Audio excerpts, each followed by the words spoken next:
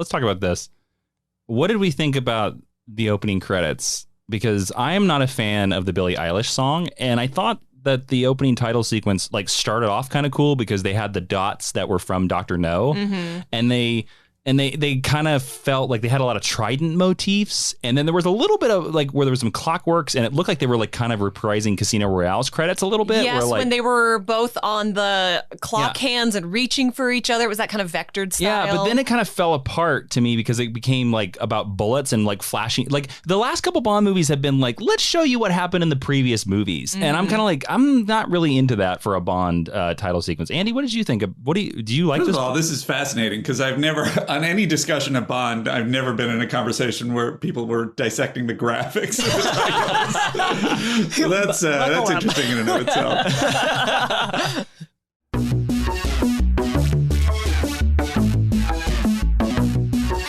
If you have an excellent podcast out in the world and you can't find any sponsors to support your podcast about elephants or furniture building or your favorite Buddy Holly movies, then Podcorn is a solution for you.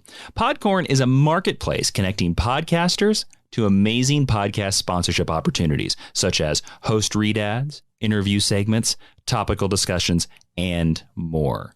We here at Geek History Lesson, we love Podcorn.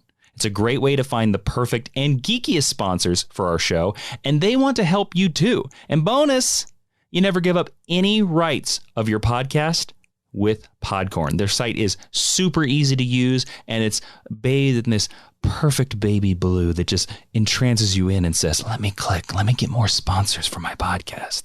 Explore sponsorship opportunities and start monetizing your podcast today by signing up at podcorn.com/podcasters. There's also will be a link in our description. And huge thanks to Podcorn for sponsoring this episode.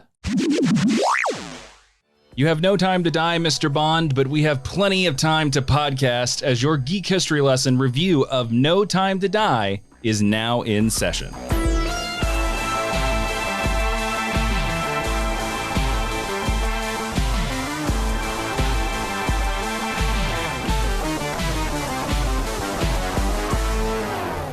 Hello and welcome to Geek History Lesson. I am Jason Nanobots Inman. I am Ashley Victoria Robinson. Welcome to your Mind University, because you have stumbled onto the podcast where we take one character, construct, or 00 agent from popular culture and teach you everything you need to know about them in about an hour. And I feel like now is the time that, Jason, I let you know you do have a secret child who has been living with me for the past 5 years. Whoa, easy there. We're getting a little bit ahead of the spoilers there. Today we're ending our giant Bond saga. We've been doing 3 episodes. We covered all the Bonds, and now it's time to end the Bond saga, sort of, with a No Time to Die review. And I thought the perfect way to do that, we're going to talk about some non-spoilers, then we're going to get into a full spoiler review. The perfect way to do that was to bring in, I thought, a very funny man and a very fellow Bondian, I would say. Today, we are joined by a writer-director who's worked on The Goldbergs and Schooled. He is the co-host of Star Trek The Next Conversation, and he was a previous James Bonding podcast guest. Please welcome to the show, Mr. Andy Secunda. Hello. Welcome, everyone. welcome. It's Secunda, Andy Secunda. Did I say it wrong? Huh? Did I say no, it wrong? I was just bonding it up. Oh, yeah. I thought there was a very Bond. I was like, hey, he sounds like a Bond. In a very, very dead voice version. I will say, from the he Daniel walks in a room and he sucks all the energy out. well, I will say that it's a charisma sinkhole. Secunda is, Secunda is a better Bond name than Safin. I'm just going to pull that out. It's a good Bond villain name, I think. Andy, where did you first, do you remember when you first came to James Bond? Do you remember like the first film you saw? Spy Who Loved Me was the first one, and to really make myself a dinosaur, saw it in the theaters. I was a child, but I did see it in the theaters. What was the child Andy Secunda's thoughts on The Spy Who Loved Me? Like, were you excited by all the beautiful women or the villains? Like, what did you touch base there with? Like, what appealed to you? I might have been too young to even appreciate the beautiful women. I think I definitely was excited by the action. I remember in Spy Who Loved Me, the big first stunt that the audience laughs at is when he falls off the mountain and his parachute opens and it's the British flag. that had an impact on me. I remember being impressed and everyone laughing, and yeah. I mean, beyond that, it's I mean, Roger Moore is so unbelievably charismatic that I think you're drawn to him. But I don't remember, and I think that the villains. I remember Jaws is in that one. He was scary to a child. So that struck me, but I think I was pretty hooked immediately. It's hard to not like Bond. There's so many different angles of glamour and action and adventure and badassery. It's top to bottom. It's pretty hard to not like. There was a brief moment when you first talked about The Spy Who Loved Me where I thought young Andy was attracted to, like, oh, I can put things on parachutes. Look at all the designs. I never thought of that before. He's like, you know what would improve this? An American flag. Yeah, I was always a jingoist, even as a child.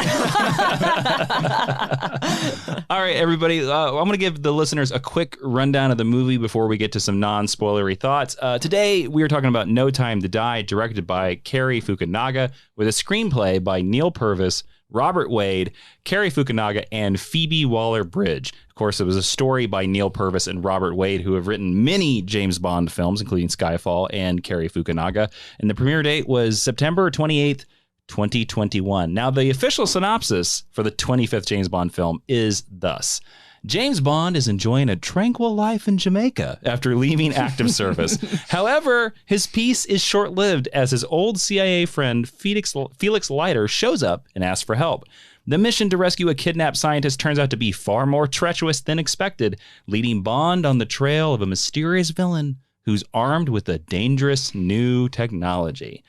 Now, before we go to full spoilers, Ashley, I want to just give us a couple minutes on what are your overall thoughts on the final film of the Daniel Craig franchise? I didn't like it. All right. And that's it for the review, everybody. Thanks for listening. I is not going in a pull quote for the movie. I do think there are a lot of really good aspects of the movie, but this is going to be so off-brand for me. I'm going to be the voice of distraction on this episode. So are you usually the booster? No, I'm usually Jason's usually the booster. Yeah. I'm usually the one who's like, I don't know. Yeah. I will say I do appreciate that, and this is something that Jason keeps bringing up when we discuss the movie. This is maybe the closest to book Bond that we've been since Dalton, and as the person who reads the books and the comics, I do find that really compelling. They do my favorite character really dirty, and boy, does this movie feel long. Those are my short. Fair enough. Thoughts. I think that's a fair review. Yeah. Andy, what are your quick non-spoilery overall thoughts of No Time to Die? I've had a kind of a bumpy road with Daniel Craig as Bond, because I actually always liked him, but in terms of these Craig films, I wasn't. There was parts like I liked that they were making Bond kind of gritty, as you're sort of implying, like closer to the books in Casino Royale. But I kind of was just like, this is very long, and I just want it to be more like, the Bond I grew up with, and even going back to Connery Bond. And so I was kind of just never quite on board. And then I've revisited them in recent years and have really been more on board. And I personally am not as interested in all of the sort of Skyfall side trips into his past and all this stuff. So this film is sort of a further extension of that, where they're kind of doing a Her Majesty's Secret Service kind of personal story with him, and it's just an accentuation of, this might be too long of a no, but it's sort of an accentuation of the emotional, sort of moody side of the Daniel Craig Bond.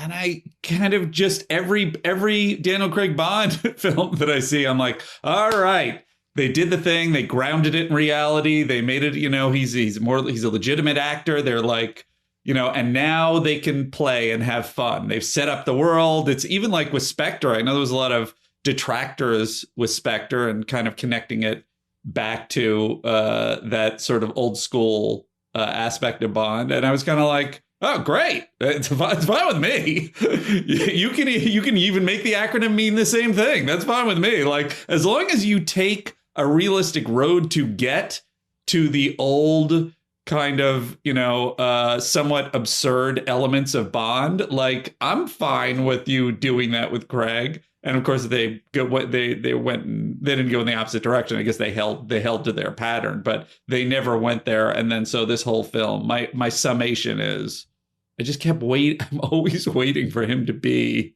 what I perceive to be James Bond. And in this film, I think is the furthest one where it's like, no, it's all him being emotional, interspersed with some, pretty cool action scenes. That's so interesting. So I am going to be all right, the booster. Jason, now you got to lift us up into positivity. I weirdly loved this film.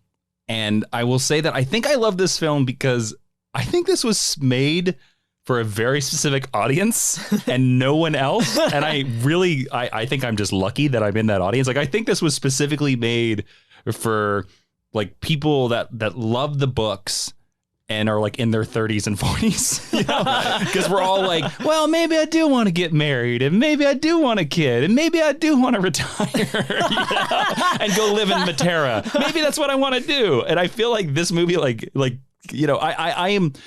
do fully think that there are problems in this film.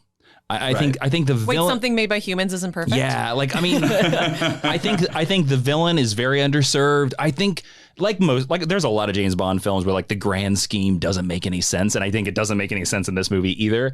But I will like fully show my bias and say that when they referenced the Louis Armstrong, "We Have All the Time in the World" very early in the movie from On Her Majesty's Secret Service, which I love that Bond film. I was in. I was like hooked. I was like, I am here for this.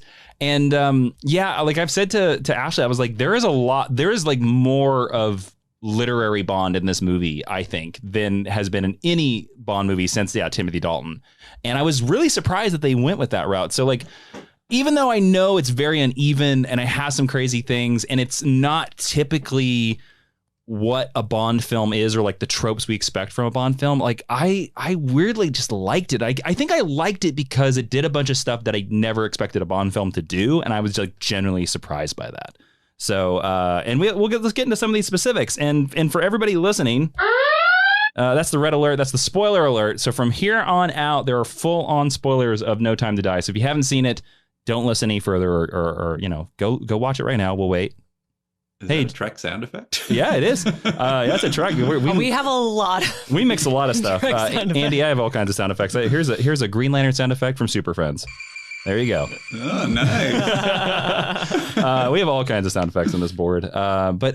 So you listeners, you enjoyed No Time to Die? All right, you're back. We're going full spoilers here.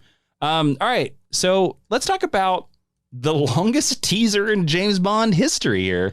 We get a flashback to Madeleine Swann's time. Actually, a story that was told in Spectre.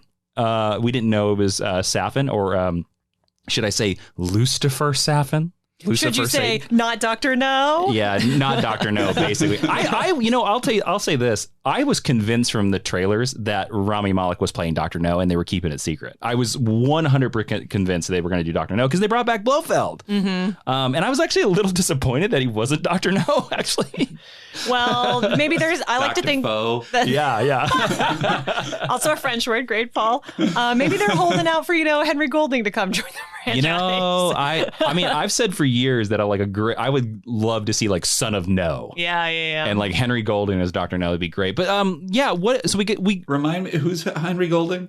Crazy Rich Asians. He's the hot, sexy lead. He's Snake Eyes as well. Gotcha. Yeah, he's our new Snake Eyes. He's talking Snake Eyes. The hit of the summer, yes, Andy. yes. Snake Eyes. Jason's favorite movie. Oh, no. I wanted to see it. I didn't. I was still nervous, COVID-wise, so I didn't get to the theater. But I actually was curious to see it. We fully went to the drive-in. So. Good for you guys. Was it okay? I thought it was okay. Jason thought it was terrible.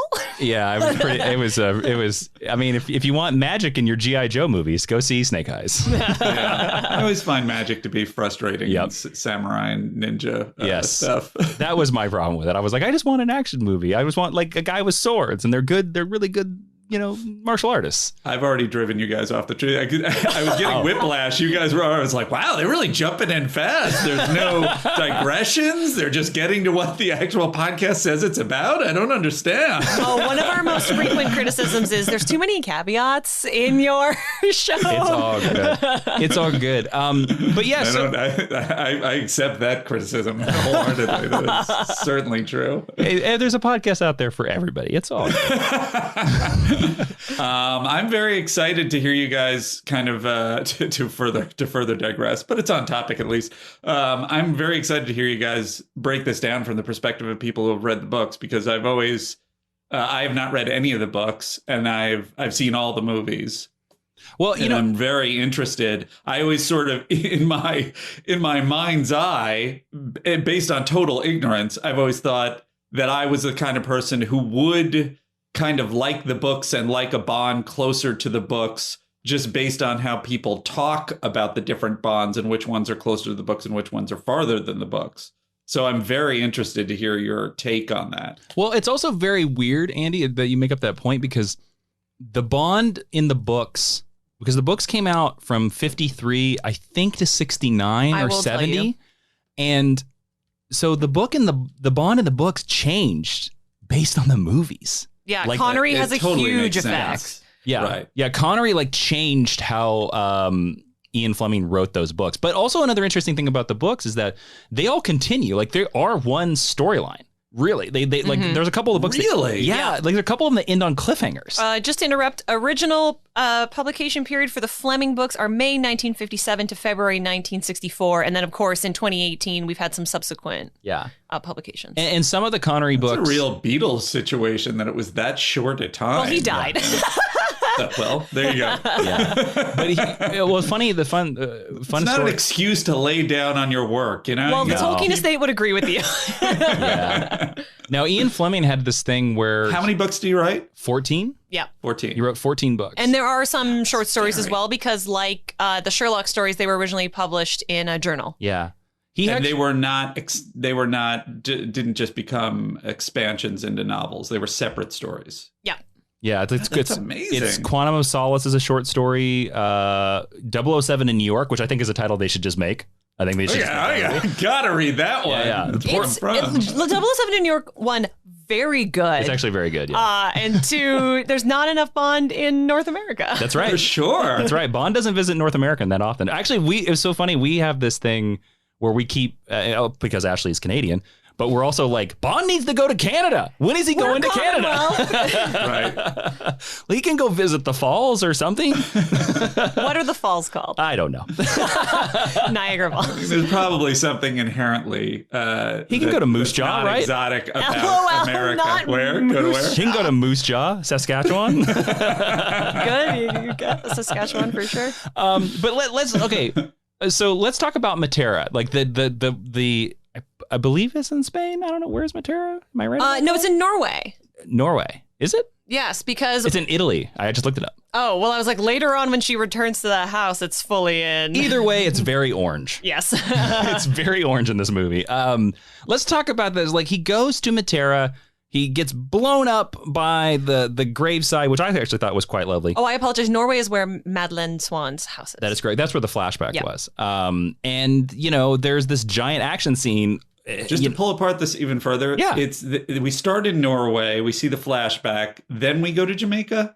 No, then we go to Italy. Then we go to Italy, and that's where Bond and Madeleine are like enjoying the highlight. They go to dinner, and it's where he's saying goodbye to Vesper. And then we go to Jamaica? And then we go to Jamaica. And then we explode, and then we go after the opening credits. Yeah. That's, okay, sorry. Then please continue. Oh, it's all good.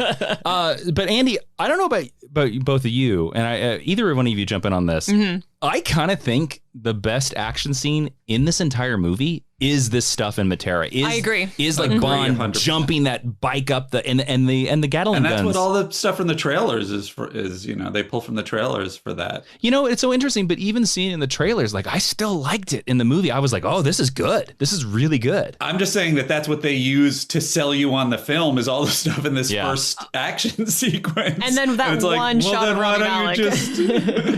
Why not just make the whole film the stuff that you knew we were going to like at the beginning? What do you, Ashley? I know Ashley is a big Madeleine Swann fan, Andy. How dare you? Did I buy 2 mock-ups of her dresses in this movie? I absolutely did. You're a fan of her style. I do. I love her style. Oh, which ones? I got the red dress that she wears. That's kind of a callback to the Vesper wrap dress. Mm-hmm. And then the white knitted button down. Nice. Although the version that I got was linen because I got the $29.99 version of that dress. Well, actually, let me ask you, what do you feel about this? I believe, is for my memory, this is the first Bond movie that starts with a flashback ever. It starts about with a flashback that is a character that is not Bond. It's also very bold that it's a non-Bond. It's a non-Bond flash. What do you feel about this? Yeah, actually? The minute this happened, I was like, I don't think I'm gonna like this. Yeah, I'm not hot on Madeleine Swann because I'm hot on Vesper Lind. And I'm not hot on her carrying over from Spectre. And in the trailers, we did see her, so I knew Leia Sidi was going to be in this movie. But I was like, you know what? They're going to kill her in the first act. I got like 10 minutes. I got to put up with this. And then we're going to move on. I was certain they were going to kill her in the first. Get that I was certain they were going to. Yeah, I was certain they were going to kill her. I thought they were going to like Tracy Bond her. Yeah. But no, I think starting with A flashback and B, not a Bond flashback, I think is a mistake. I didn't like it. I don't think it added a ton to the movie. Ultimately, I think we could have, and then the swimming scene was weird. I think we could have just smash cut to, we're in the city, we're going to Vesper's grave. I think that would have been stronger because, as we've all heartily agreed, that sequence is awesome. Yeah. And the music, I gotta say this, the Hans Zimmer score. They reprise Vesper's theme in there. Is fantastic in this movie, I think. It's pretty great. And he does a great job of bringing back some of the old themes and really putting us in the... And by the way, I agree with you about the Louis Armstrong bringing that in. Like, I have no problem. I think there's a lot of blowback and, doing a Star Trek podcast, I've experienced it in both the Star Trek world, but I'm a Star Wars fan. I've experienced it in the Star Wars world. I have no I don't like it when it's like, how did you become named Han Solo? Like, all right, that's not a smart use of fan service, but I have no problem with fan service. I have no problem with seeing the DB5. Give me the things that I like. But it's, I just don't like it when it's not done well. And, I lost my. Clearly, we don't think it was done well here. And well, it's like I know there was stuff about the DB5. I got no problem with that, but here I don't. There's a lot of missteps, and it's like I'm jumping ahead, but it's like bring back Felix Leiter. Fantastic. Oh, I have so many thoughts about Felix. Okay, well then I won't jump the gun. Well, let's hop to it. Let's hop to it. Okay, first off, let's talk about this. What did we think about the opening credits? Because I am not a fan of the Billie Eilish song, and I thought that the opening title sequence like started off kind of cool because they had the dots that were from Dr. No, and they kind of felt like they had a lot of Trident motifs, and then there was a little bit of like where there was some clockworks, and it looked like they were like kind of reprising Casino Royale's credits a little bit. Yes, where, like, when they were both on the clock hands and reaching for each other, it was that kind of vectored style. Yeah, but then it kind of fell apart to me because it became like about bullets and like flashing. Like the last couple Bond movies have been like, let's show you what happened in the previous movies, and I'm kind of like, I'm not really into that for a Bond title sequence. Andy, what did you think? Do you like this? First of all, this is fascinating because I've never on any discussion of Bond, I've never been in a conversation where people were dissecting the graphics. So that's interesting in and of itself. I have always felt there are very few, and it's interesting because the episode of James Bonding that I was on was a breakdown of the music and the themes, and it's kind of swings wildly between the ones where it's like, exciting and the ones where it sort of just lays there. The themes just kind of lay there. Billie Eilish is in some ways the perfect modern day artist to do a Bond theme in terms of the kind of ballady kind of, sort of Shirley Bassey, sort of like, exactly, Shirley Bassey style. But I kind of wanted a little bit more of the, fast, like it maybe start that way and then kick in. And if it's a little bit sleepy, then I'm kind of just like, let's just get to the Bond stuff. Just get to the movie. Yeah. And this one did kind of have that. I kind of do agree with you in general that I wasn't I was like, all right, they're doing their thing. It's, highly, kind of a monochromatic, images. But it didn't grab me in any way. So I'm going to make a reference that I know Andy's going to love. The theme reminds me a lot of the Star Trek Enterprise theme song. Faith of the Heart? Because there is a point in Star Trek Enterprise where they put a drum beat under it, and it becomes driving, and it just improves it. I don't know why, because I'm not smart enough, but I feel like about 2.5 minutes into this song, what is the Billie Eilish song called? I think it's called No Time to Die. Okay. My brain is just like, my name, and that's definitely incorrect. Yeah. But once the beat kicks in, I think it's a good song, but I think it takes too long, kind of like this movie, in its feelings before we really drive toward anything. I like the song, but I don't know if I like it as a Bond song. Andy, I guess here's the overall thing I would say. Mm-hmm. Billie Eilish and her brother are, in my opinion, masters. I think they're amazing, especially at finding hooks. Mm-hmm. And the people brought us Bad Guy. And I think you could have done something that was as badass as You Know My Name and yet fits the mythology. Mm-hmm. For this. And this is just kind of like, it's a good Billie Eilish song. It's not something that's like going to be like a Live and Let Die equivalent of like, oh, that's a great, that artist version of a Bond thing that's going to stick with us forever. Hey, do you like water? I like water. I like to stay hydrated. And the best way to do that is with today's sponsor, Liquid Death. You might have noticed strange tallboy cans in your water section. Well, they're not beer.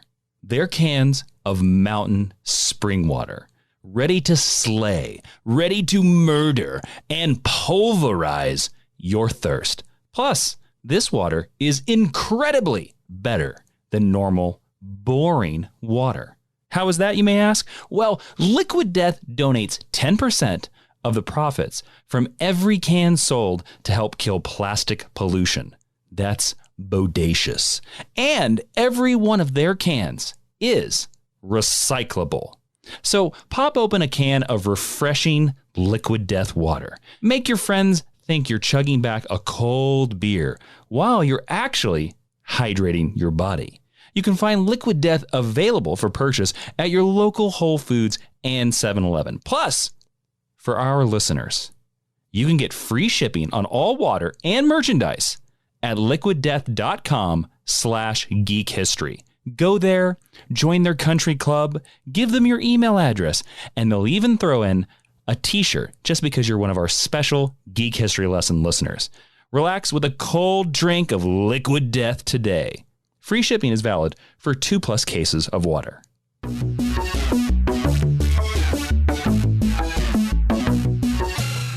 Ashley, we got to get to Bond in Jamaica. Love.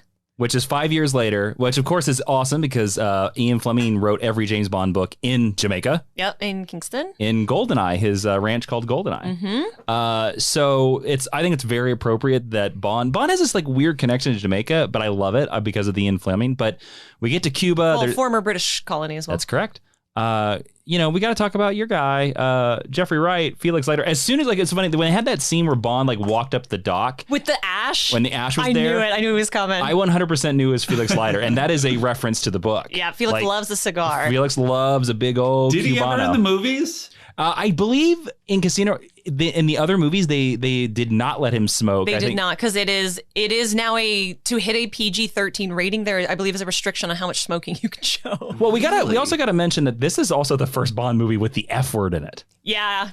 That was interesting. Which knocked my socks back when M said that. I was like, what? It kind of reminded me of in Days of Future Past when Wolverine says F off. You're like, oh my gosh, white lady pearls, they are clutched. Yeah. Which is weird because this is a franchise about killing people and having sex with women. Yeah.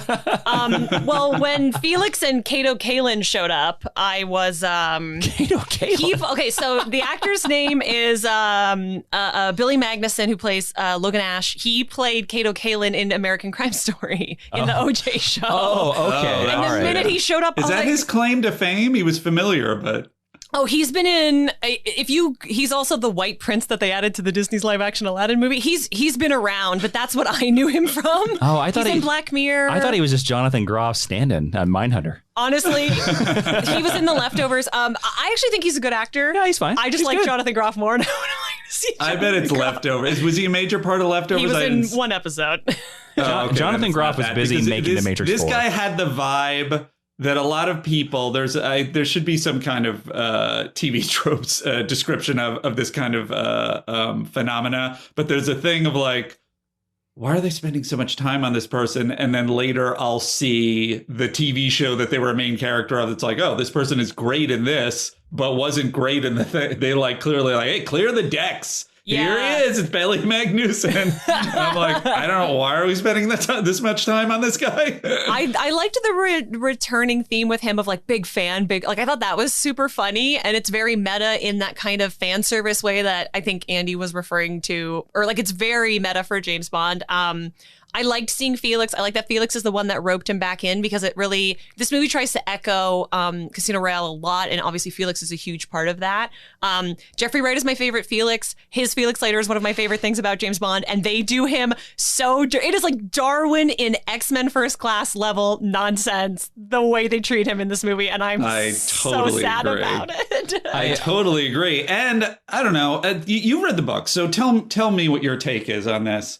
I've always felt like the Felix Leiter character really has potential to build a larger story into his interaction with Bond and see what cool things he can do. And he's always kind of neutered and put to the side, and he comes in and it's nice that they're friends, but you don't really ever see him do anything or be of use in a James Bond film. And maybe they just feel so defensive about having the British secret agent be the one who everything goes through and is the more manly character and everything else. But this was the ultimate heightening of that, where it's he comes in, he gives Bond the mission, and then we're in spoilers now, right? Yeah. Finally. Oh, yeah. And then he dies? Yeah. He frowns? That's it? But also it feels in that moment where he's let me go, Daniel Craig's James Bond would be absolutely not, and drag him to safety he is Prince true. Eric. I expected him to save, Andy, to answer your earlier question, Felix is basically a plot device in the books.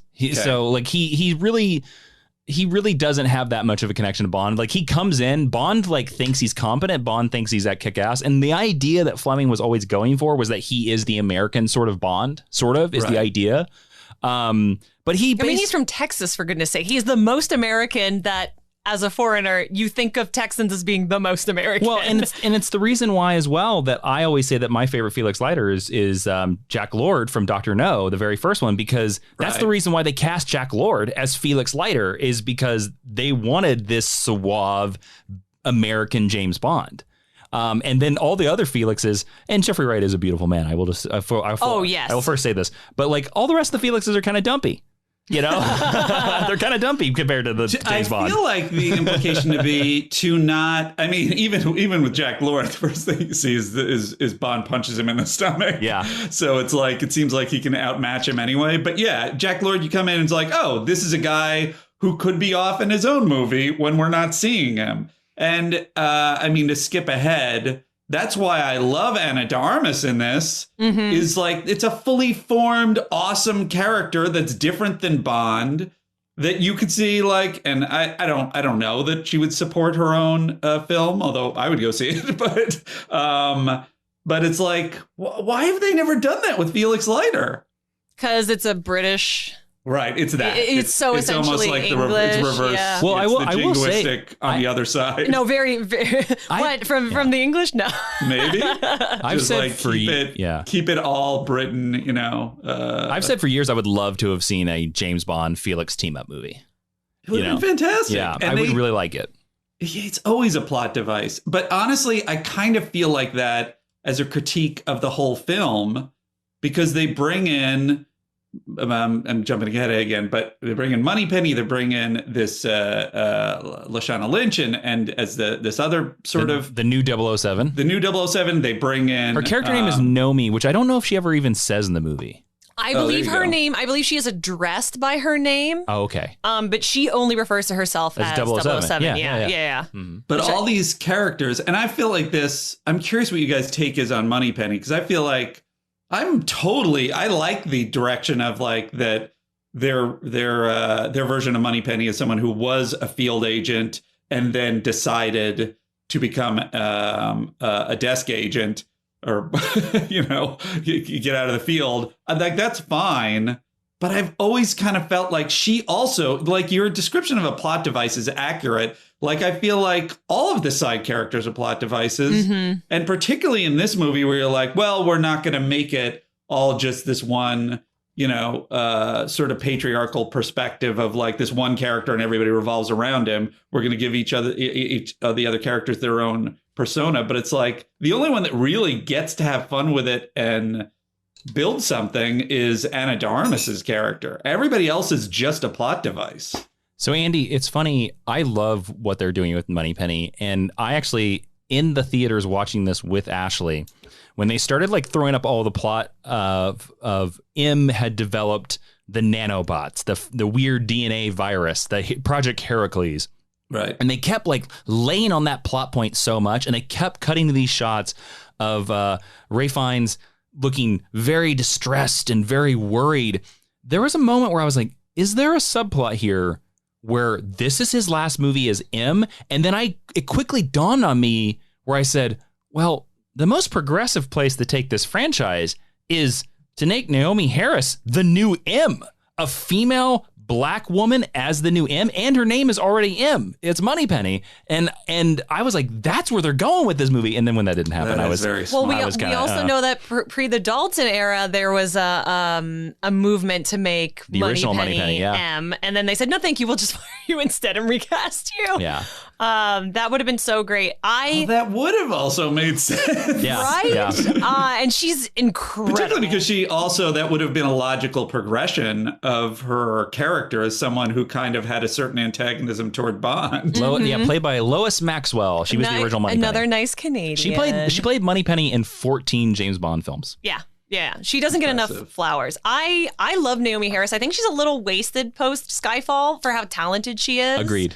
But I think the same thing about Ben Whishaw. Like, I love Ben Wishaw's Q, and seeing the cats were like very funny. But I was like, cool, Q has not a ton to do, and he didn't have a. And then they threw him in the field in Spectre, and it felt like M and his fantastic friends. I'm going to say this when we cut back to MI6 sometimes. I'm going to say this of whatever they do with this franchise next, because they definitely have to do like a hard reset of some type. I really hope. I kind of want all of these side characters to continue, like, because just the same with Judi Dench. But of all of them, if they're only going to bring one over, I really want Ben Wishaw's Q to like be in the next James Bond movie, because I think he's so well cast, and I think he's such a good actor that I think to get rid of him at this point would just be kind of a waste. It would be kind of disappointing to me. Let me throw something out as another sort of pitch, because I kind of felt like the nod to Q having a boyfriend and it was like nice, and it was sort of a nice reinvention of the character, and it also fit with sort of the vibe that we had before.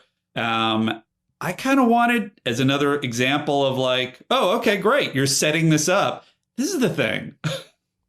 I feel like so much of the Craig era feels like setup that is not paid off. And I feel like that's part of my frustration with this final Bond, is that it's just a culmination of just like, all right, well, we're done. We're done with this particular run. Anything you thought that they were setting up for, they're done with. This is what they were setting up for. And so, like, you have him sort of say, well, my boyfriend's coming over. I wanted to see the boyfriend show up and then play some of that comedy. And maybe they have an action sequence where suddenly the boyfriend, have your pick of whatever comedic side character you want, actor, comic relief you want, suddenly Nick engaged Frost, in this Ben side. boyfriend. Say again? Said Nick Frost as Ben Wishaw's boyfriend. Sure.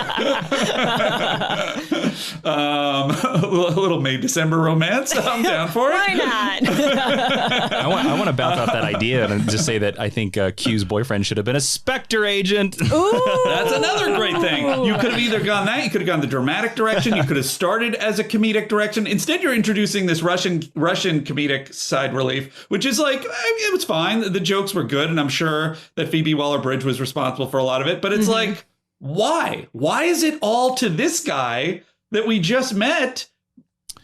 Give it to Q's boyfriend. And suddenly they're all in a car and Bond is going nuts and they're having either, an argument in the back, or there's the boyfriend's enjoying it. You can go in any comedic direction you want. I'm just throwing out my own idea. And David Denchik, he was Valdo Orbachev. Yeah, he felt like he was a holdover from a Roger Moore movie, is what I felt like. Yeah. You're saying you felt like they went too far with the comedy. Yeah, well, again, because like you were talking about, like, the one thing about the Daniel Craig Bond movies is they do have a very specific tone, and I do think for their weakness is that they aren't as funny as they should be. It's primarily one of the reasons why, even though I really dislike that we saw Blofeld in this movie. I really don't. I don't think that was necessary. Didn't add anything. I didn't need to see Christoph Waltz. But I will say that, like, the scene between James Bond and Blofeld in this movie was probably the most relaxed and the most comedic Daniel Craig has been in this franchise since Casino Royale. Where he's actually joking and he's kind of insulting Blofeld in that scene. Like, he's kind of like, I don't care. And we didn't get to see that in Spectre. Like, in Spectre, Daniel Craig has a frown the entire movie. And in Skyfall, he's just like he's kind of playing the Wrath of Khan angle where he's just like, I guess maybe I should retire. I'm old, I disagree. Fully. I feel like, and part of my biggest internet fight.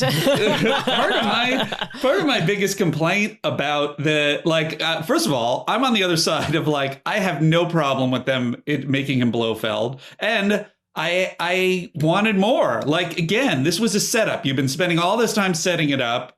He's Blofeld. All right, let's play with it. And I have no problem with them even doing this weird Hannibal Lecter thing, which they were doing in the movie.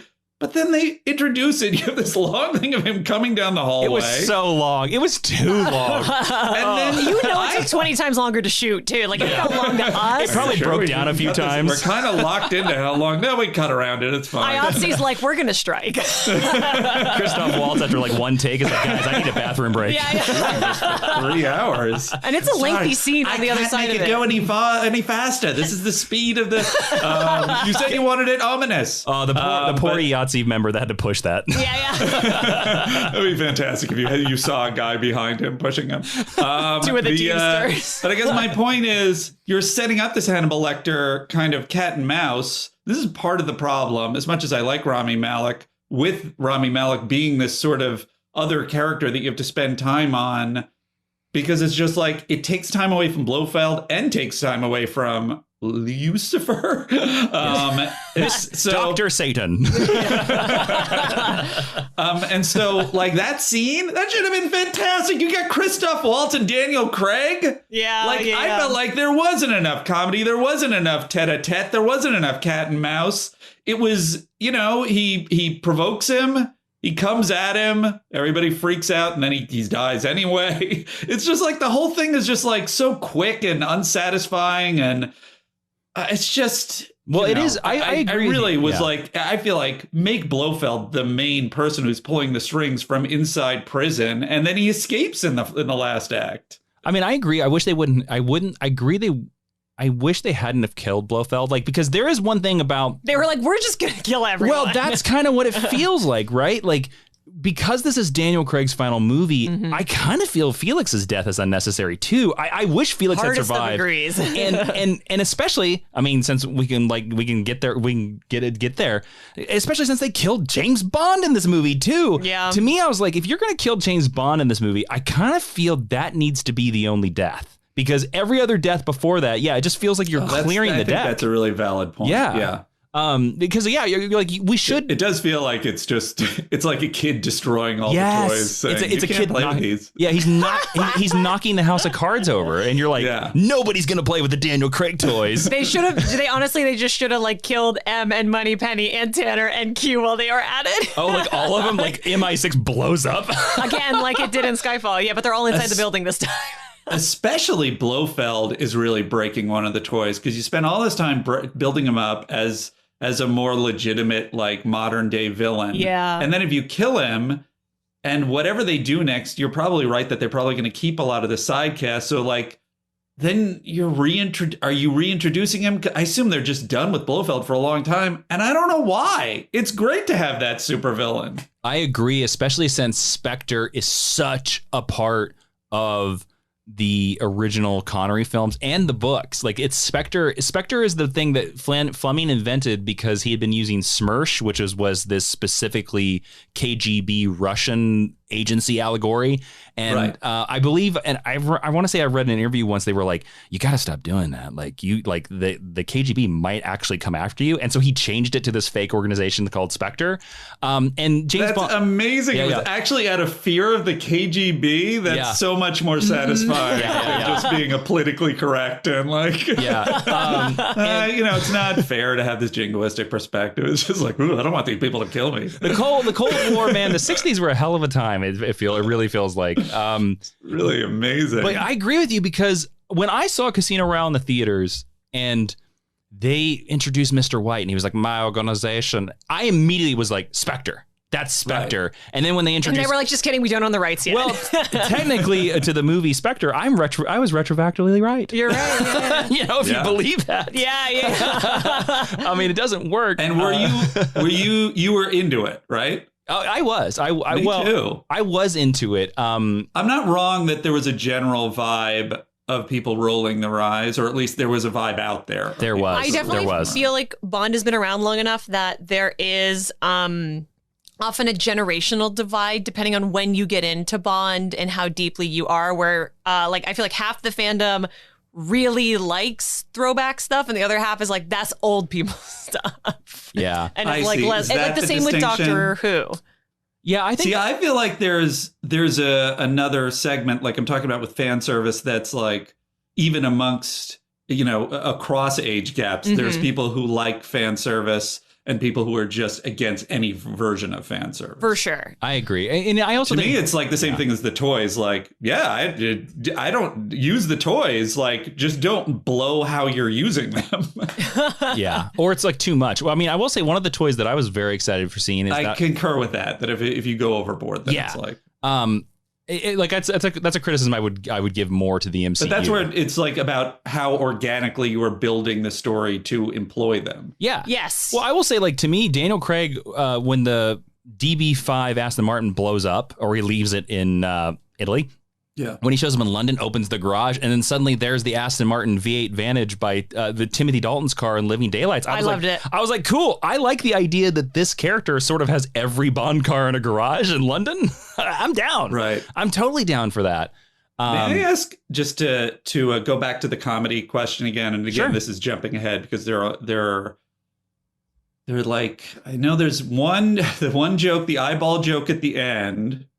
He's like he blew his mind or lost his mind. Yeah. Which was the most obviously old school, and it felt like it was more of a nod, but that to me was almost indicative of like, I guess this Craig shouldn't do that kind of comedy. Did you guys like that? Because I do I think that the Russian character, the jokes were fine. And I mean he Primo, who's never named. Oh, is that that's right? his Bond character name is Primo. His name is Cyclops, and we all know it. That's right. Oh wait, sorry, I'm talking about the the other guy, the scientist. Oh, yes, the Russian comedy scientist. Yeah, right, the Russian comedy scientist. Because I'm talking about just in terms of comedy. What was your take? Because I kind of have always felt like I understand that, like, when you're coming in with Casino Royale, really they're trying to separate. I think they've always been trying to separate this Bond from past Bonds by having it be this straight ahead kind of not campy Bond in any way. And so I respect that they were doing that, but at a certain point I feel like hire the comedy writers you can and then pick and choose to build organic comedy. And I think in their heads it's always, well, it's either campy or it's zero. And like in this film it's weird because they swing wildly between both things. And I'm like, just make it legitimate, organic, grounded comedy. And I feel like they kind of missed the mark in both directions in this film. So I think it's interesting with Craig and comedy because Casino Royale, which is something that Jason told me, was originally conceived and designed to be a Pierce Brosnan film. That's correct. And when you watch it, we watched it post No Time to Die.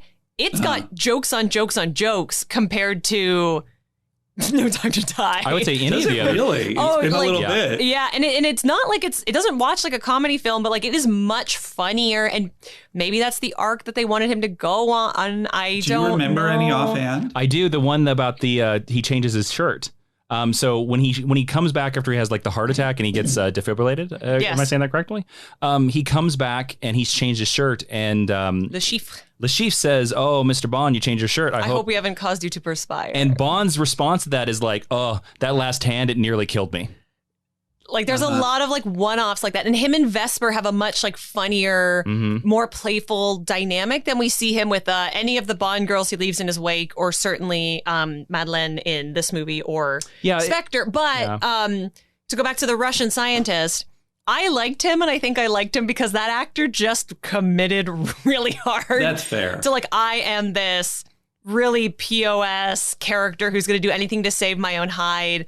And it doesn't matter, but he doesn't scan with the rest of the movie. I don't think he lives in the same reality as the rest of the cast necessarily. I feel for myself, like as a prior actor, like that would have been my dream part, is to be like, hey, I just come in, you don't know who I am, I get to do all the funny stuff. I'm kind of a dirtbag in a James Bond film. What a dream! But as an audience member, I'm like, why are we spending time on this guy? You're not giving Felix his due or Moneypenny, but we're spending time on him.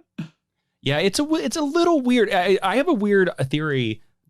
That this might be where most of Phoebe Waller-Bridge's rewrites came from. I would agree. On top of, I think she did a big rewrite on Paloma. Am I saying that character's name right? Yes. Cuban, the young CIA agent. I have a feeling that I'm like... Ana de Armas, the former Mrs. Affleck. Well, because there's that moment in the Cuba scene where like they're in the middle of the fight and then Bond just pours a drink and they do like a salute and then they keep fighting. And I'm like, that feels like a Phoebe Waller-Bridge moment. I have to say, I was so thrilled they didn't sleep together. Oh, me too. Because it leaves her with a power that a lot of women in James Bond movies don't get.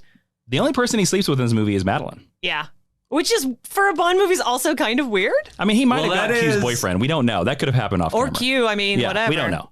That is where you get into, like, I think that's reasonable. And I also agree with you in terms of them not sleeping together. Although I think you could have had her sleep with him in a way that she like making the choice herself, and like that she's a field agent that enjoys herself too. Like you could have gotten away with it, but I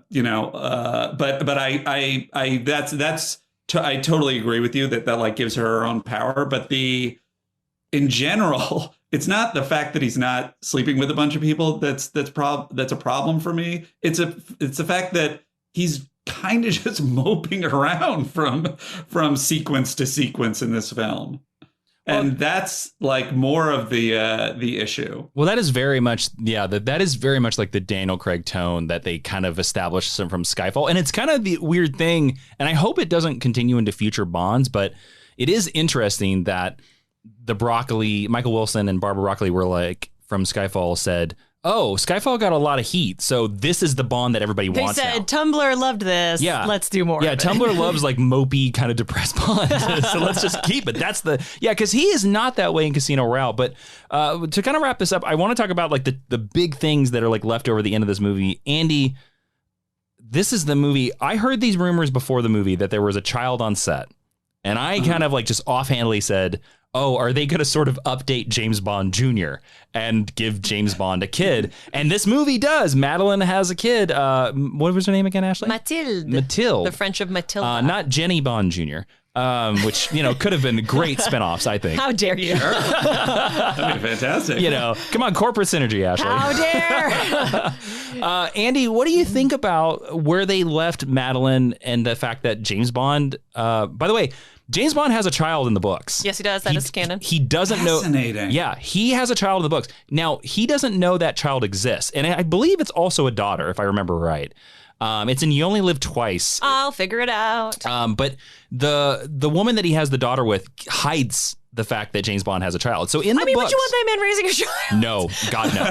God no. It's not okay to lie about paternity, but from a narrative, this book was published on not the day I was born, but my birthday. Oh, nice. In what year? In 1964. I was not born in 1964. Okay.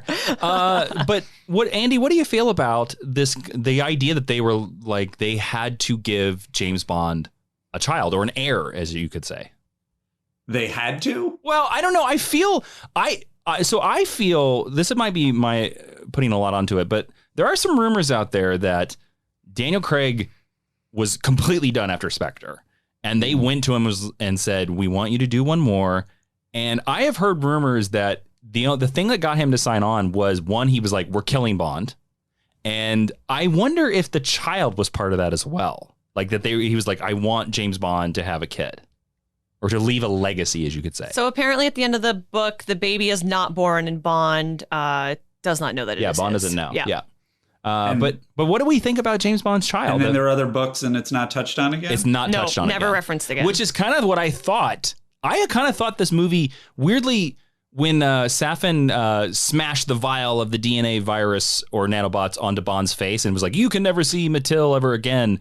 I thought we were going to end the movie with James Bond alive and just this fact or this like movie trope of, oh, this is the reason why we're never going to see them in another James Bond film. I'm fine with that. I can accept that. But, which is, I mean, I guess the idea is that he can pass the nanobots on to other people, and that's the reason he has to die. But it's very, it does leave you with a thing of like Bond could have figured out a way around this. That's like, even if it is like that kind of thing, that it seems like it's more sad for him to have to go through the rest of his life, and it also is in keeping with the Daniel Craig version of Bond. That here he has this loving family that he can never see again. I agree. And he has to continue to live as Bond rather than have him die. I don't know. I feel like I'm being a sourpuss at this point. But no, be sourpuss about first of all, there's no moment in the film. Like I choked up a little bit when with the ending with Bond where he dies, but there's no moment in the film where it's like the connection between him and Madeleine, who I feel like there's a questionable amount of chemistry between them. I would agree with that. As attractive as they both are, and with the kid, it's like.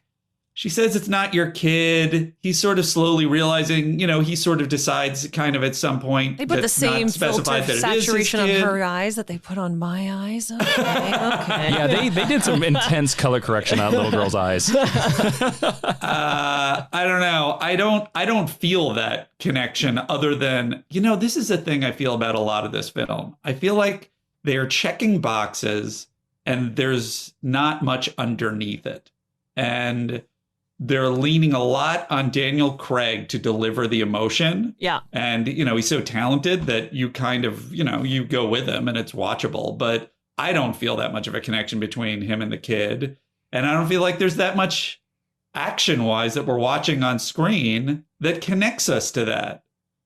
So, therefore, it leaves me with, like, you're putting it in to get to this sort of perceived emotional ending you want, but I'm not enjoying the journey, or I'm not even deriving the emotional satisfaction out of the journey. Andy, I think that's a very fair point. I think Daniel Craig does do a lot of the heavy lifting. Now, Ashley, I'd love to hear your perspective on your favorite character, Madeleine Swann. You're so irritating. I think the same way I feel about Peter Capaldi. I think at the time he played Bond, Daniel Craig is arguably the best actor to play Bond. And in terms of acting, in terms of like like what he can do and the emotional places he can go to. And that's also a difference in acting style now versus the 60s or the 70s or the 80s, on and on and on. And I think over the years, as he's gotten more popular, more famous, the scripts have left a lot more to be like, oh, you can do it. You can bring this together. It'll be fine. You can carry this whole act, right? These, we're also getting these like filmic, like Oscar level directors, which Bond was a B movie for decades at a time. And so I think sometimes some of those aspects do get left out of the scripting process for whatever. I'm not saying intentionally for one reason or another. But dropped it with all the other things that they have to service. Yeah, of this huge franchise that expands billions of dollars. But I think one of the reasons why I didn't really love this movie is that Madeleine is a huge part of it. And I thought Andy articulated it much nicer than I would have. I don't really think that her and Bond have... I don't believe he loves her the way I believed he loves Vesper... or even Tracy, again, to throw all the way back. And then that makes it tough for me to care about his goodbye to her, even though they're both acting it pretty well. And I don't... It's like when they made this decision to end this series this way, it was like, well, who was the last one? Oh, it was Madeleine. All right, exactly. So just and then she's the love of his life now. kids are always tough. They're problematic in movies, yeah. I think this little girl does a pretty okay job, actually. I agree. Yeah, that's fair. But I don't want a kid in my James Bond movie. You don't want a doo-doo? You don't want a little bunny doo-doo? First of all, that thing was not named doo-doo. Doo-doo is like the French word for stuffed animal or blanket. It is not a name. It is the name of an object. It's not a proper Do you remember what the name was? Doo-doo. Oh, but that's what she called. But it's like Doo-doo is not a name like Teddy is a name, right? It's like stuffed animal or blanket. You think it was definitely for an American audience, though, they did that? Someone did a quick Google of what do you call a French stuffed animal. Oh, a Google translation? And said Doo-doo is good enough. All right. In my opinion. Looking at you, Carrie Fukunaga. Hot take on Doo-doo. Like that when Rami Malek, when not Dr. No, puts her down and is like, fine, then run away from me. And she just runs away. I was like, what are we doing watching this child just run away from a supervillain? Yeah, that was a weird choice, too. The supervillain just got annoyed by the kid and was just like, yeah, whatever, run away. I do appreciate... Does it ever explain the age issue? No, that is something that I thought, because... I thought they were going to build that into the nanobots plot. I also thought that they were maybe going to say that Rami was the son of the person that killed her family. And they were like, nah. Right. That they were both children of sort of Spectre-y people. But yeah, it's a little weird that Rami Malek, killed. This gets to the... Go ahead. Yeah, go ahead. This gets to the other flaws that it's like, all right, you're just putting Blofeld in for you got the eyeball thing. Yeah. Then you're putting Blofeld in for the quick scene with Bond. And then it's all Rami Malek, except the, I don't have a problem with the nanobot mist plot. Like, I kind of like that sort of as a mixing of an updating and an old school Bond villain plot. But his explanation of his motivations is completely...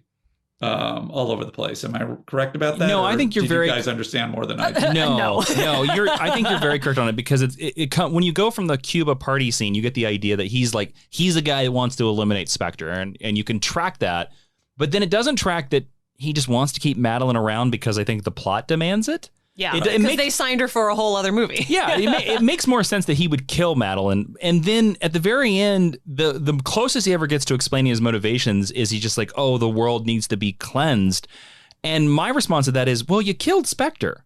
Spectre's completely dead. You won. And then he just wants to release the virus because every Hollywood blockbuster movie now has to be about the destruction of the world. Or a skybeam. Yeah. We got to destroy the entire world. And it's interesting because James Bond movies were usually never about the whole world is going to blow up. Every once in a while they were. Every once in a while. But usually it was about like, oh, we're going to make Fort Knox radioactive, or we're going to kill this person in Jamaica, or, you know, it was never that the entire world is going to explode. Well, this gets back to a larger question that I had, which is to you guys, which is how many, because from my perspective, that is a trope of the Bond films, is that it's always scaled up. And obviously although in Man with the Golden Gun, does he also have a world destroying plot? No. I know that essentially he's got a house of mirrors. No, the whole movie is that Scaramanga is like, I'm going to kill you, Bond. Yeah, but that movie is extra fun because like the real James Bond is in it. It doesn't end with a big thing, them climbing. Am I mixing up Bond films? That's A View to a Kill, I think you're remembering. Oh, okay. That's where they climb the Golden Bridge. The one with Grace Jones? Right. Yeah, no, because A View to a Kill is about setting off the San Andreas Fault. I'm not thinking of A View to a Kill. I know that's on the bridge. Yeah. But there's, I maybe think of a Timothy Dalton one or a Pierce Brosnan one where they're outside of an island. It doesn't really matter. That is very similar to GoldenEye. That may be GoldenEye that I'm thinking of. But whatever the case, my overall question is, what is the distinction? What are the distinctions? You guys were alluding to it before, between book Bond and any of the film Bonds. Oh, book Bond is much smarter than any of the film Bonds, I would say. Yes. He's very fastidious and he is particular. And because it was conceived of in the 50s, whenever Bond enters a room, particularly if it is his room, he does a whole ritual to make sure that it's not a double-sided mirror, that no one's been in there. Like, he is very, very minutia oriented because he doesn't have, at least in the beginning, as much of a support staff, I guess, as he does, and certainly not as many gadgets as he does later on. And he is much, much angrier, which is actually something that this movie He's much meaner. Nails. Yeah. Well, it's also the thing too is that Bond in the books is very much a straight up assassin. He'll kill you with his bare hands. His missions are M sends him into this place to kill a guy.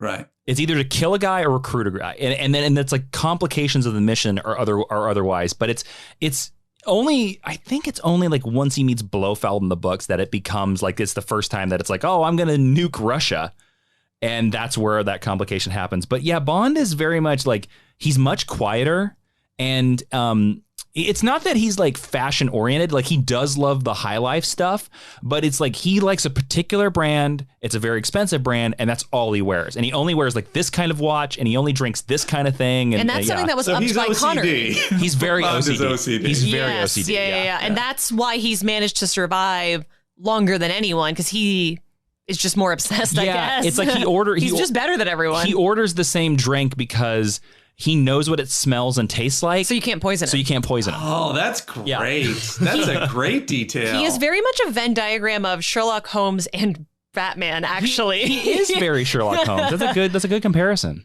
That's I mean, they really should. I mean, I guess they did revert to a lot of that with the Craig Bond in terms of him being more of a cold-blooded killer. But then over time, they've kind of played to Craig's strength, which is sort of to make him more emotional. And he grapples with sort of this hole inside of him, which I guess is where you would want to go. But I don't know. I think there's something much more interesting to explore there of a deadly, cold-blooded Bond and the sort of ramifications of that person existing in the world. I guess they're trying to get at that with Craig. How successful do you guys think they've been with that? You know, I think they're about 50-50. Right. Mm-hmm. I still weirdly think like Timothy Dalton might be the closest to the book Bond. I think consistently, yes. Yeah. And I know it's the difference of 2 movies versus 5 movies as well. Mm-hmm. Especially in his first movie, especially in Living Daylights, he's very book Bond. Look, there was 5 whole seconds in this movie where I thought we were getting a reprise of the Felix death revenge quest, and I was so excited. License to Kill? Yeah. Yeah. I mean, you know, weirdly, again, like, and I think that's part of the reason why, like, the faults of this movie I can kind of overlook is because weirdly, I kind of feel like James Bond in this movie, like they did weirdly slip into the book Bond quite a bit in this movie for me. Do you think it was intentional, or do you think it just kind of happened that way? I do think it was accidental. I do think it was absolutely accidental. Just how do you think that played out? Like, why do you think that? Where do you think it became book bond? Well, it's a little bit of sort of the overall arc, in that the fact that Book Bond very much would have thrown that woman on the train in the teaser and said, "Get the hell out of here." Yes, for sure. I don't ever trust you. Yeah. Right. But Book Bond also, unlike the Bond in the movies, has shown that he can change, and he does change over the 14 books. And he does loosen up a little bit, and he does become a little bit more emotional. Because the story of On Her Majesty's Secret Service is a book. Like, he does meet Tracy, and he does fall in love. And she does die. And she does die. And it does change her. It does change his life, like in the rest of the books. And I did feel a piece of that. Like, I felt like, and I think that's the reason why they were connecting back to that movie quite a bit, is because this does feel like On Her Majesty's Secret Service in a lot of ways to me, where it's like, oh, this is Bond realizing that there is more beyond the 007, because Bond in the books is very much like, it is country and that is it. That is all I care about. I don't care about, women are just like objects basically to it. And then he meets Tracy and he's like, oh no, there is something to letting my emotions be more, to something more than just being a 00. And I kind of felt that for Daniel Craig's character, because Skyfall is all of him being like, I have nothing else but being a 007. Really? That was kind of what I feel like Skyfall is telling me, is M is my mother, and the 007 MI6 are my family. Which is why I think they introduced... And Felix is my brother, which I love that line. Felix is my brother. I had a brother, his name was Felix Leiter. And I kind of feel, to some effect, that this movie is James Bond realizing that, like, oh no, it's more important to be James Bond than 007. It's more important to, provide and save for my family than to like protect the world or do whatnot or everything like that. Which is the only reason why I kind of think that Bond maybe could have escaped. But, hey, I understand that he was like, I'm not going to chance the accidentally shaking her hand or doing anything like that. I don't know. Like, yeah, weirdly, I feel like, weirdly, I do feel like it's the overall arc. I felt like where Daniel Craig played the James Bond arc is where it kind of leaned in towards Bond. Like, Bond becomes a man in the books. Like, he becomes a real person over the course of the books. And I kind of felt like Bond. Where does it land? How do you mean? In the books? Like, where does, tonally, like, where does the character land? He's becoming a real person, and then... I don't know. And then they stop publishing the books. Stop publishing the books. He's sort of about half and half. Yeah. Because the books kind of technically end on a cliffhanger. But it ends because there is... Sorry, I was just going to say it ends kind of the same way that every James Bond movie does, right? Where it's like, well, he's got one foot out, but one foot's still back in the game. Yeah. Like, he never leaves it behind. Very similar. Right. Well, very similar to the Craigs. Yeah. There is an interesting aspect of this movie, which I guess I got to respect in a sort of distanced kind of conceptual perspective, but as a Bond fan, I didn't enjoy, which is he seems, from the point when Madeleine, in his mind, betrays him, he seems to be very erratic, almost for most of the rest of the film, and getting increasingly emotionally sort of all over the place. And it's sort of an interesting way to play Bond, who's like the ultimate, kind of walks into a room and knows exactly what he has to do in every situation. But I guess I don't feel satisfied with what they did with that. It wasn't like he was more violent. It wasn't like he was, making that many bad decisions. It's sort of like you're trying, and I guess this is the problem also, the weight of having a franchise like this is, you're basically trying to satisfy what everyone wants out of Bond at the same time. But that's where I feel like a return to form of the Bond you're describing would be both very modern. Because I think part of the problem is they're almost working too hard to humanize him, as opposed to sort of analyzing some of the moral underpinnings of having... just a full-on assassin who is committed to country, is like, it almost would be more interesting kind of take a step back from Bond, watch him, do these things, and have everybody else, all the villains and everybody, have valid points about, like, are you sure you're the good guy in this story? Yeah, I mean, that's fair. I mean, I will say, like, Bond in the books, when he loses Tracy, like, he is not erratic. He becomes meaner. It's more like the scene after Vesper dies in Casino Royale, and M calls him and is like, right, so you're not quitting, right? Well, to end this, before we get into like the ratings, stuff like that, I just want to, I want to talk about, there is a nice book reference when the scene where the MI6 agents are all like toasting to Bond's memory. Yes. In You Only Live Twice in the book, and they did this in the movie, when they do the fake Bond death, they do a fake funeral for Bond. And in that book, M reads the exact same quote that M reads in No Time to Die. That's nice. It is the same Jack London quote where these published, though. I want to ask real quick, Ashley. Am I wrong that that's also the Star Trek II quote? I believe the Star Trek II quote is it's a Dickinson quote, isn't it? Am I wrong about that? I don't know why you're asking me. Is it Tale of Two Cities? Dickens quote. Yes, it's a Tale of Two Cities. Yeah. You're right. I'm wrong. Yeah, okay. This is Jack London, I believe. Yes, it is a far, far better thing I do than I have ever done before. A far better resting place than I go to than Dark I've Knight ever Rises known. does it as well. Yes. Ashley, we got to talk about the thing real quick before we end the podcast. Bond's death. Yes. Boo. Oh, that was okay. Oh, yeah. What are your thoughts on Bond's death? Okay. To preface the fact that they actually did this. I didn't like any of the things I'm about to reference, but I appreciate that in this movie, they were like, we're going to revisit the idea that he has something like a wife. This is the closest we've ever gotten to a wife since Tracy. We're going to give him a child and we're going to kill him, because those are three things kind of like you can't bring Bucky back to life that I never thought I was going to see in a James Bond movie. So I appreciate the boldness and the choices that they made to take those swings. I didn't like them. I didn't want them. It doesn't mean they were poorly done. It was just not what I was hoping for out of the movies. And I am very much that person. And maybe it's because I like Doctor Who, where they're all the same person to me. You can cast Idris Elba to play James Bond. He's the same James Bond to me as Timothy Dalton. I don't care. They should. I don't care that the timeline doesn't work. Like, I like it all being the same person. And they killed him.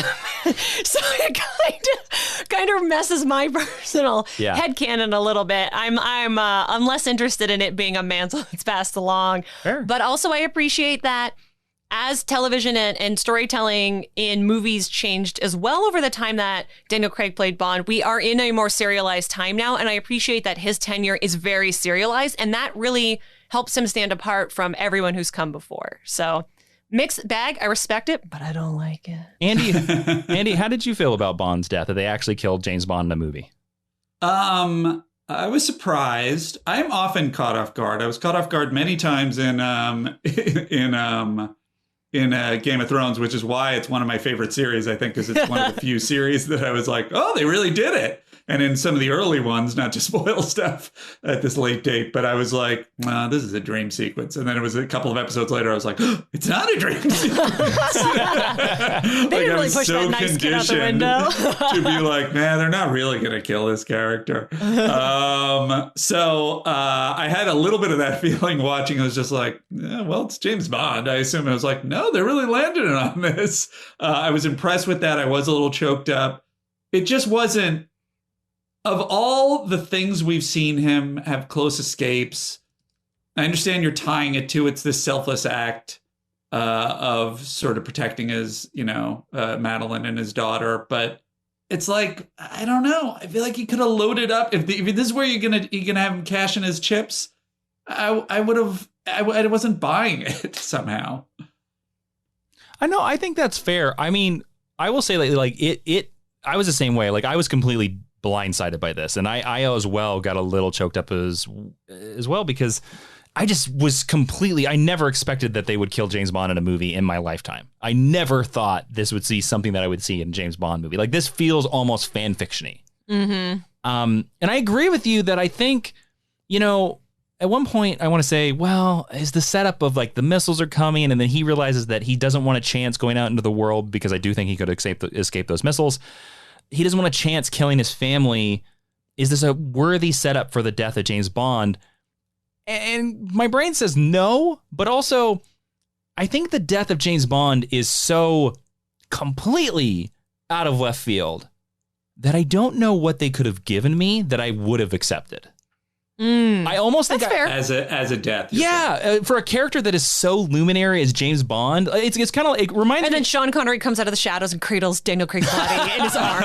He's like, I always loved you. I was always around all the time. I've got a boat to the side here. I would have bought that. Puts him in a bikini. Come to Bond Island where we all live. Bond Island. You could have had a Black Panther kind of thing where he dies and then he rises from the water and it's all the other Spirit Bonds. plane. It's a poolside in Miami. Oh, that's so funny. They're all rubbing lotion on each other's backs. Oh man, I'm in. I know it's shaken, not stirred, you asshole. I'm you. Shut up, Dalton. Get out of my face. Oh, man. And then David Niven is like, guys, can I come in? And they're like, go away. But yeah, that's, my biggest complaint about it is I kind of think they don't give him a great exit line. I can't remember what his exit line is. I believe I love you. I think it's I love you. But, yeah. But I really think, I kind of feel it should have been all the time in the world. I guess this really is a time to die.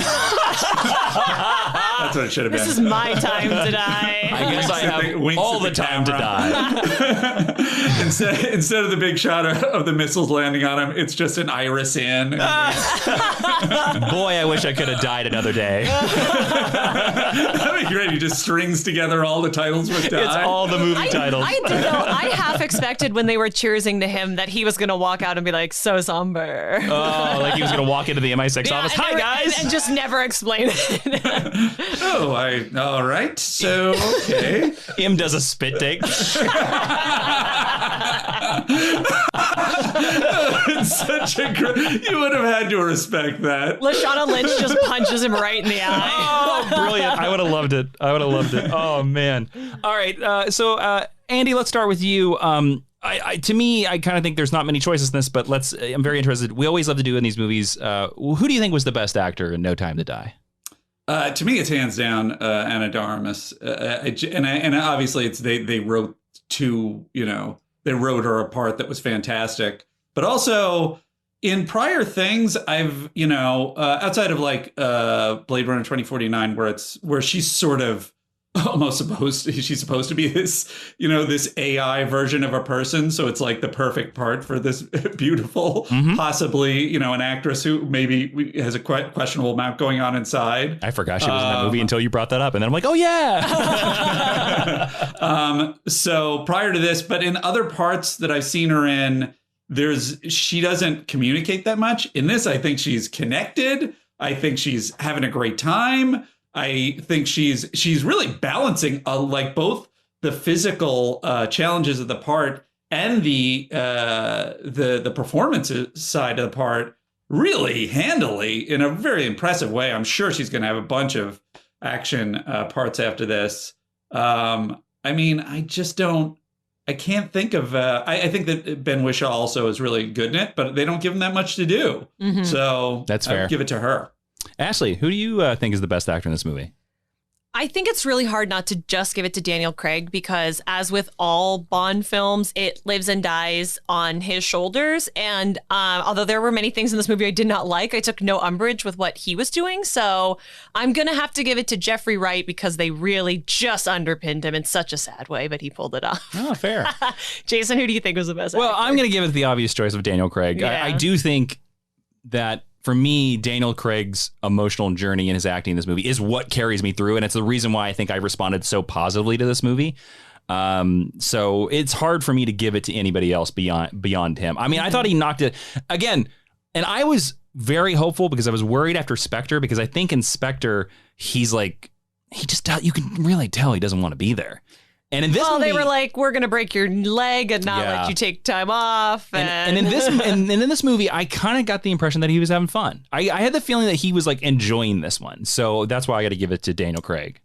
That's interesting because I feel like, do you feel like that was in the way he was playing it? Or you're just saying you're reading beneath? Because isn't most of the film him kind of thrashing about emotionally? I mean, I might be reading a lot of that into it. I do I do. There's a very interesting. It's the Bond documentary that they put on Apple, which is about Daniel Craig's journey. He talks about that he broke his leg or he broke his ankle like 2 weeks into Spectre, and he was like, I was in pain that entire movie. So the quote where he was like, I want to kill myself, I never want to play Bond again, came from that, he claimed.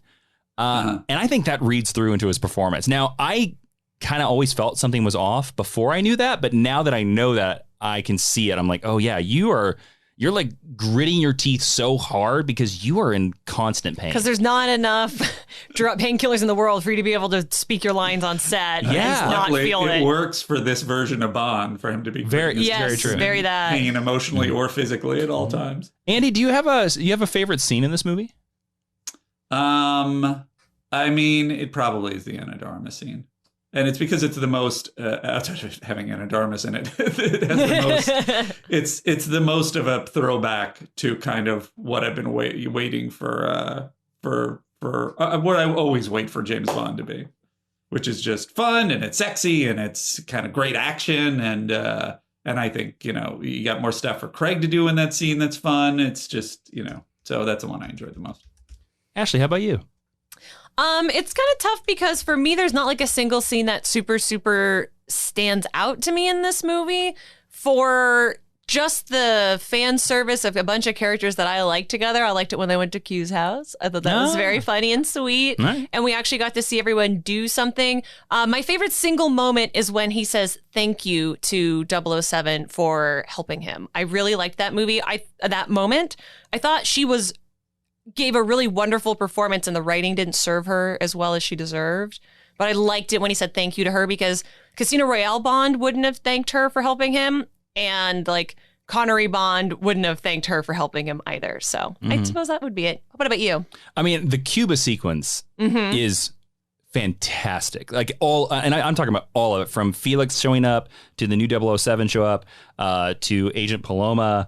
And then even all the way to Felix's death, like that is amazing. Need a ride. Yeah. But if I think about a moment that like sticks with me, it weirdly is the scene in the very beginning in wonderful Italy, very orange Italy, where they're inside the DB5 and they're surrounded, and James is like gritting his teeth, not saying anything, and Madeleine is begging him to do something, and he's just sitting there and seething. And that to me, like, it's pretty great. That moment is like the thing that like sticks in my craw, and I'm like, oh, this is the thing I'm gonna remember about this movie forever. Like this, like James Bond, like, what's interesting though is, and obviously they pulled that for the trailers, is that's the promise of the film, and seeing him face off with Blofeld in his cell is the promise of the film, and it's like, you pay it off in that scene.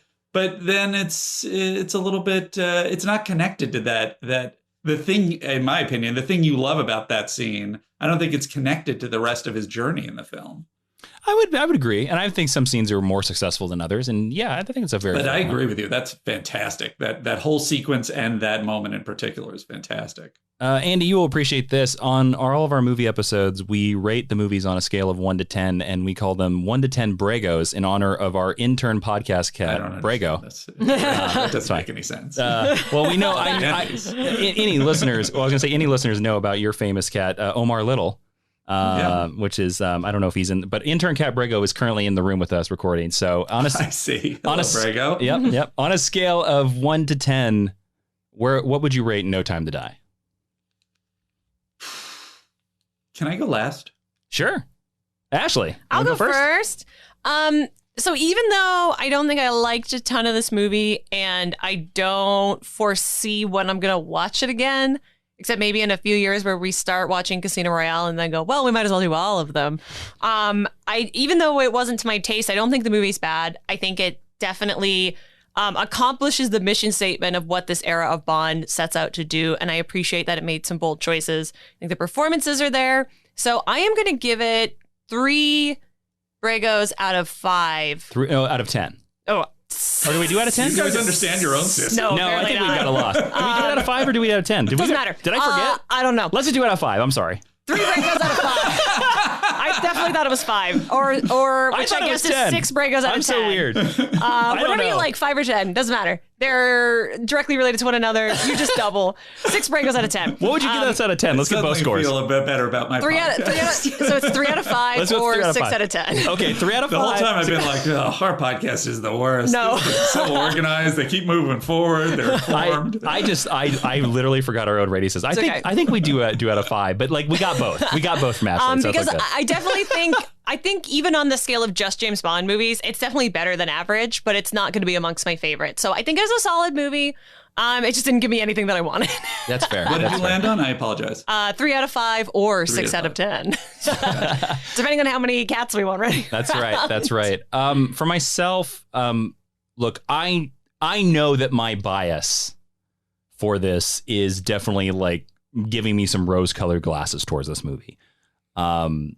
I totally realize this. And I think that I'm still a little stunned by stuff I never expected to see in a James Bond film is here. And I do think Daniel Craig does a good job. And I do agree with your point, Ashley, that I think this is by no means Daniel Craig's worst James Bond film. No. It's not his best, but it's also like nowhere even close to his worst. So in terms of that, I think at a scale of 5, we're going to do both of them. Why not? 3.5 out of 5 Bragos is what I would give this. And on a scale of 10, I think I'm going to give it a 7. I think I'm going to give it a 7 out of 10, where I think it's like a respectable B plus. Yeah, I would tell people, I would say, I think it's a good one to watch, but it's got problems. And if you're fine with looking past the problems, I think you're going to have a good time. So that's what I would put No Time to Die. I think that's very fair. Yeah, I think it's a respectable end to Daniel Craig is what I think. And Andy, what would you say? Yeah, that's an interesting way to sort of land on it. Is because that really is where I think the summation is sort of forced into. Is for us to not judge it as, how is this as a Bond film, but to judge it as a closure to this sort of chapter to Bond with Daniel Craig. And I definitely agree with you, Ashley, in terms of it being, they took bold swings, and I really respect that. I don't have a problem with them killing him, because I agree. It's like, it doesn't matter. Just put in the next person. Let's just see what I guess I just feel like they populated it with side characters, didn't do that much with the side characters. They set up emotional turmoil, and I wasn't happy with where they went with it that much. They set up the conflict with Blofeld, and then they immediately kill Blofeld. The Rami Malek part, I would have been interested in him being kind of a Dr. No-ish kind of, whether he's actually Dr. No or just more like Dr. No. But his plot in the end is, and even him like, I'm killing Spectre is fine, but where it goes then in the second half is sort of unsatisfying. That being said, there are definitely amazing sequences. Daniel Craig is always fantastic. They definitely lean on him so much. All the acting is pretty universally solid. I've heard a lot of attacks on Rami Malek for it. I feel like that's a problem in the writing. I feel like he does. I agree with that. I think he's underserved in the script. Right. And I feel like he's, I think he's creepy. He does the Rami Malek creepy thing in a really effective way. I think the craftsmanship of the film is certainly solid, but I just have a lot of prejudices against, I want what I want out of Bond. And I know that that's a lot of complaints that have happened since the beginning of really whenever there's throughout the Bond history, but I think particularly with the Daniel Craig era, a lot of boosters and a lot of critiques. And this just didn't, outside of these individual sequences, I kept waiting for the promise, and it didn't land for me. So I give it 2.5 Bragos. What out of 10? We're gonna ask you that. What mathematically does that would be add up to? That's 5 out of 10. Is it 5 out of 10? Yes. Oh, really? Let's go times 2, because 5 times 2 is 10. Oh, You're right. That would be 2. So then I guess I would go to a 2. Ooh, 2 so we're going to right. 4 out of 10. Yeah, that's more accurate. Yeah. All right. Well, listeners, if you want more Andy Secunda, we're going to be chatting with him more over at patreon.com/Jawiin. That's JAWIIN on our GHL Extra episode. Go over there, support us. You'll get not just one, not just 2, but 4 extra pods a month, including our Justice League animated review podcast. So go check it out, support the show, and thanks to all our super friends who keep the lights on every single month. We love you like Bond loves doo-doo. Andy, where can people find you? I know you do an awesome podcast that I actually have recommended on this podcast before. I appreciate that. At Star Trek: The Next Conversation with Matt Myra, who also has, just to give him his due, they also, as you mentioned, do this podcast with Matt Gorley, where they're far more. They specify that they're not experts, but they're more an expert on James Bond than I am. You guys are too. So that's James Bonding. Ours is Star Trek: The Next Conversation. That's a trash fire, but it's an enjoyable trash fire. People's taste. And where can they find you? We go by episode by episode. Yes. And we also have a Patreon for that, where we do the extended Star Trek universe. I'm on Twitter at Secunda. I'm on Instagram at Andrew Secunda. And I'm actually coming up with another podcast with a friend of mine, Sean Conroy, which we haven't nailed down completely yet, but which will be TV related. So I guess check out whatever your local Andrew Secunda sources to see what that turns out to be. And everyone, please go check out that podcast. Again, anything that Andy Secunda touches is comedy gold. I'm saying it right here. Even all the extra stuff. I am a proud Patreon supporter of them. So, we appreciate it. Yeah, Jason. I mean, you got to. I mean, as soon as you guys signed up for Enterprise, I was like, I'm in on this. All the pecan pie jokes are just too much. We're really enjoying it more than the reputation would suggest. Yeah. Everyone out there listening, you can find us on Spotify and Apple Podcasts and at geekhistorylesson.com. Everywhere you listen to podcasts, you can put us in your ear holes. Ashley, where can they find you online? You can find me on Twitter and Instagram at Ashley V. Robinson. The V is very important. Please send me support for the loss of Felix Leiter in this difficult time. Oh, you shall need them. You can find me on Twitter and Instagram at Jawiin. That's Jawiin. It's for Jason William Inman. It's the first 2 letters of all 3 of my names. And that's it, everybody. Andy, thank you so much for joining us on this episode of No Time to Die. We had plenty of time to podcast, apparently. Thank you so much for having me. It was really great to hear your perspectives on the books. And everyone out there, thank you so much for listening. I'm Jason Morning Felix Leiter Inman. I am Ashley Victoria Robinson. And Professor Jason, would you please dismiss the class? Class is dismissed. I'm Andrew Secunda, Paloma Secunda. And everyone, yeah, great. I love that. And everyone, class is dismissed through a giant barrage of missiles.